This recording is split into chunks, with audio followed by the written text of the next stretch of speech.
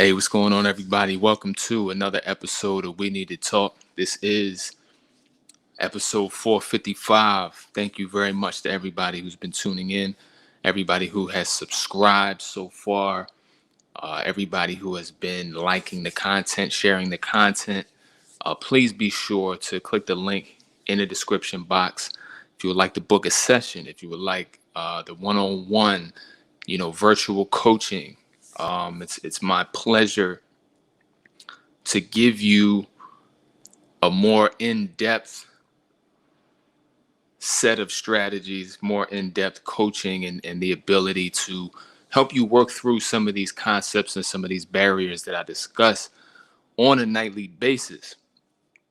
The way I articulate it, sometimes it may sound like it's easy and it's something that you can snap right into, but I do know what comes with making subconscious changes, what comes with changing your programming, what comes with changing your core belief system, what comes with overcoming trauma.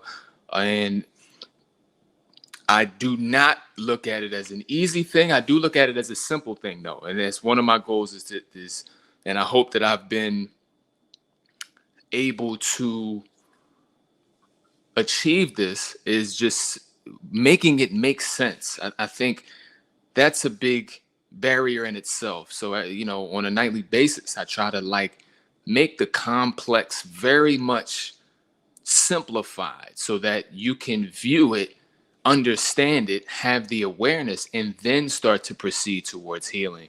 And with the coaching, I'm able to customize everything. I'm able to see what your actual life has been like, what you've been through, what your strengths are, what your talents are, what your passions are, what your goals are, what your mishaps are, right?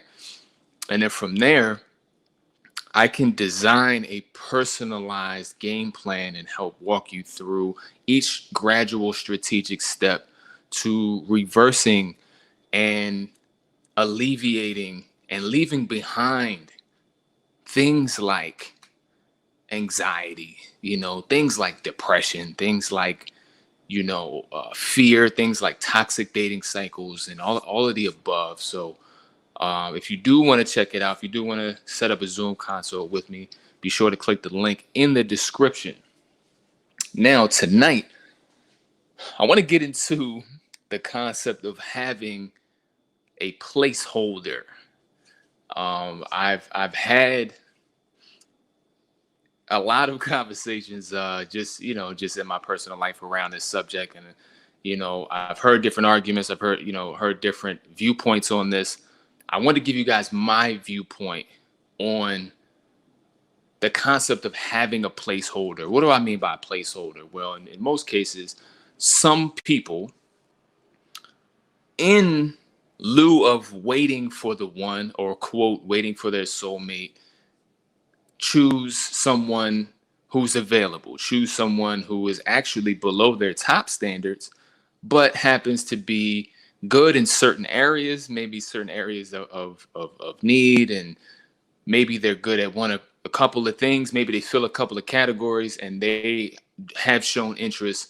So the logic becomes, I'll just hang on to this until that person comes along, and then I'll just jump ship.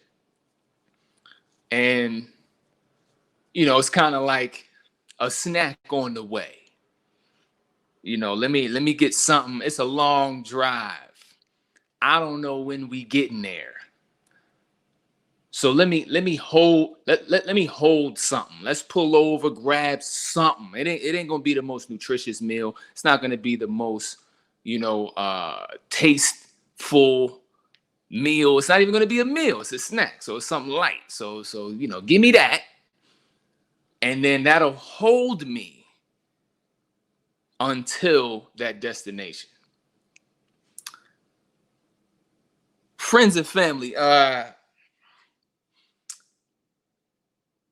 my take on this is that is going to work against you. And here's some of the ways it works against you.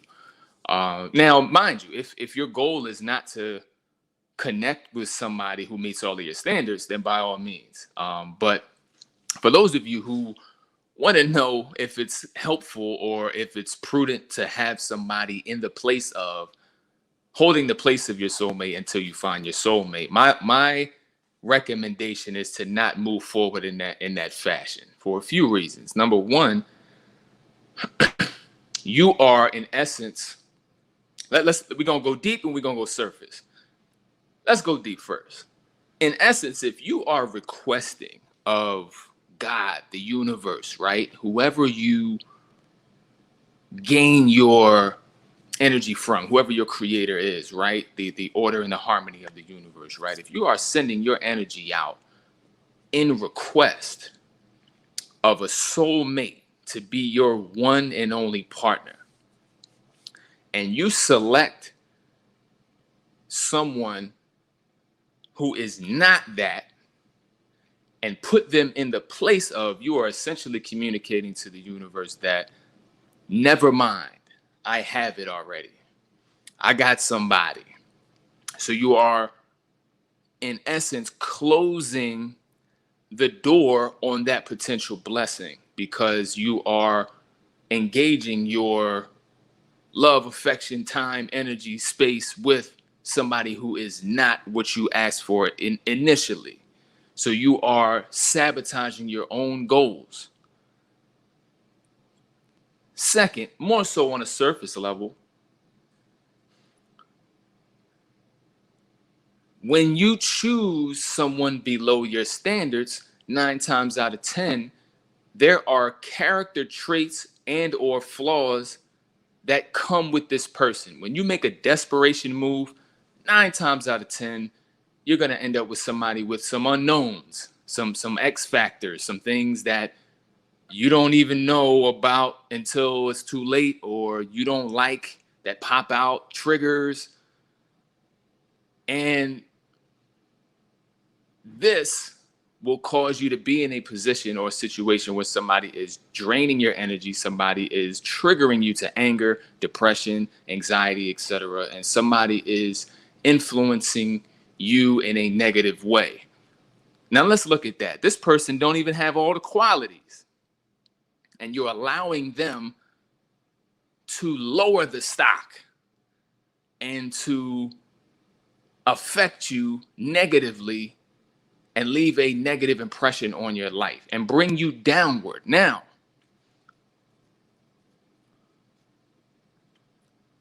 keep in mind, you chose this person as your on the way snack, right? This is supposed to keep you good. This is supposed to keep you satisfied until that next person comes. But now you got a handful of drama, problems, lack of communication, lack of maturity, lack of commitment, right? Lack of emotional intimacy, lack of vulnerability, right? Now your life was what it was before this person. Now you've added stress. Snack post to hell. Now you see the poison that's really in it. Sometimes a snack does more harm than good. If we're looking at the symbolism and the real life, sometimes you better off just riding. Don't even worry, be stomach rumbling, cool. That's just an illusion. You're gonna be good when you get to where you need to get. Distract yourself, have a party, start singing, do something. Get your happiness elsewhere. Get your satiation elsewhere, but not in the form of a partner if it requires you to lower your standards drastically to exist on that plane. Because on another level, if you're in a space where you have to choose below your standards, that means that you're not in a space to be adequately choosing at all. You shouldn't even be in the game because you haven't found happiness outside of the partnership yet. You haven't found the joy and the unconditional happiness within and focused on that alignment with self yet. You haven't reached peak levels yet. You ain't really living life yet. if you are at all willing to bring somebody into your energy field who can wreak havoc and terror and bring your mood space down and cause that plane to start swan diving, this is not something to play with. And it's an indication that you're not in the space to choose yet. So we definitely need to pay attention, but we definitely need to, as a step one, ensure that we aren't bringing anything extra negative into our lives.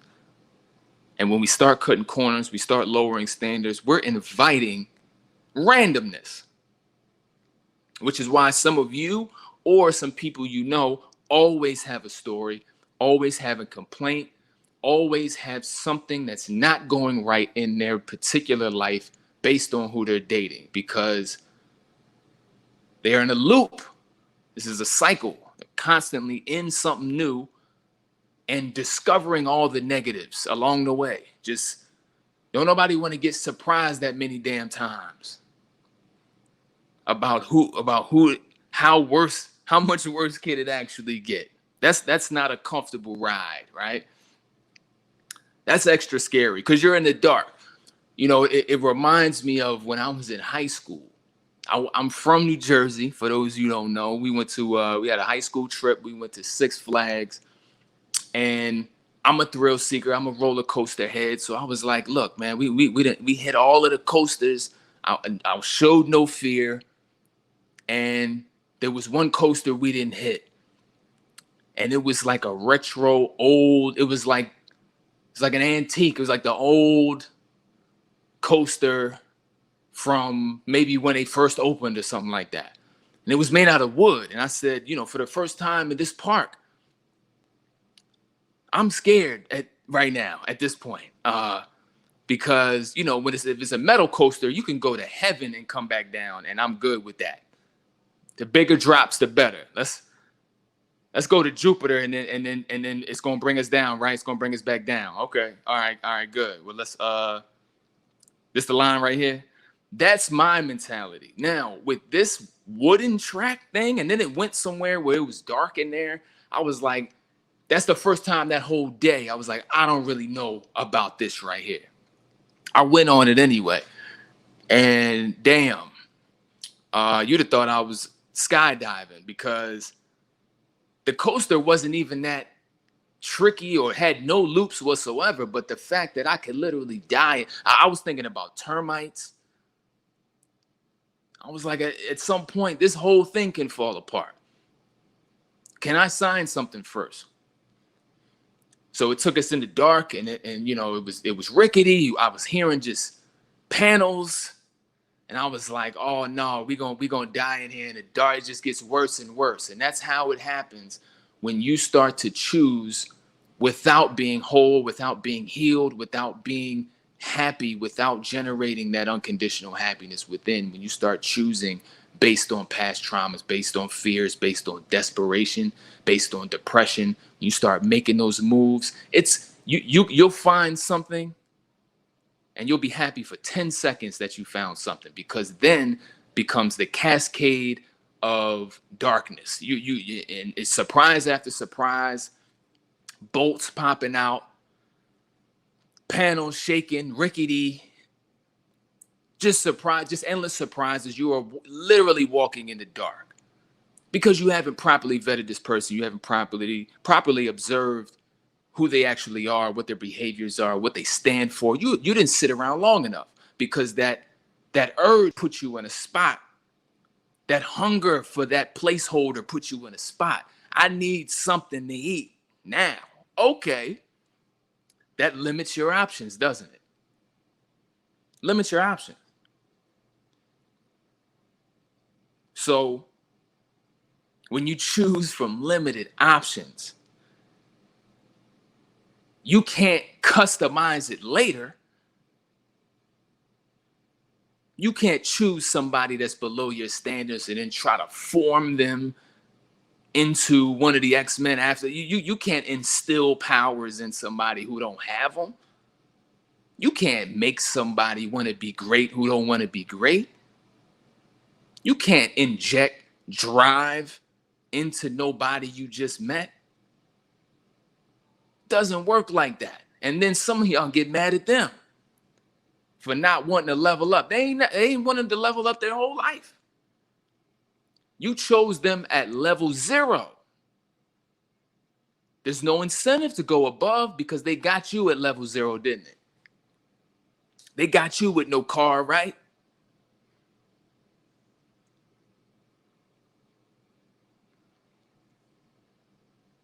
I don't know if y'all listening tonight. I hope I hope y'all listening tonight, because I know I'm talking to somebody. I know it's in the dark. I know y'all can't see me, but I can see you. I'm talking to somebody this evening. This is not a game.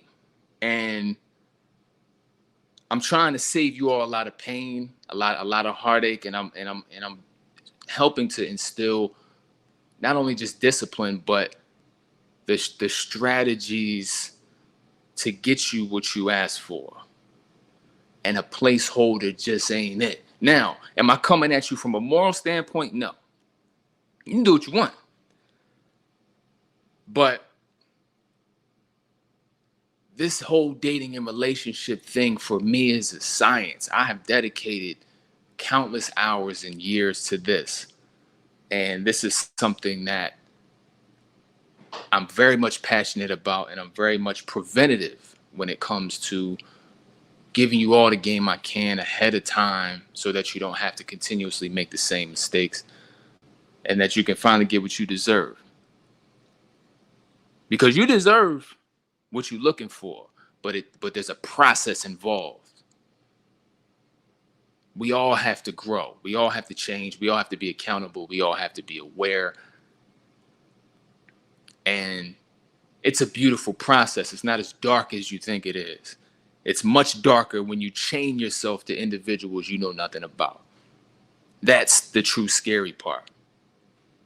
So I want to thank you guys for tuning in. Thank you for listening. I know y'all ain't expect to have no church on a weekday, but we it's where we going. So I appreciate all of y'all for tuning in. Be sure to subscribe if you haven't already. Be sure to tap in on Instagram at Happiness Decoded 101. Big momentum right now. I got some major things I'm working on. So stay tuned. Tell a friend to tell a friend. And click the link in the description if you want to connect with me. Talk to you tomorrow.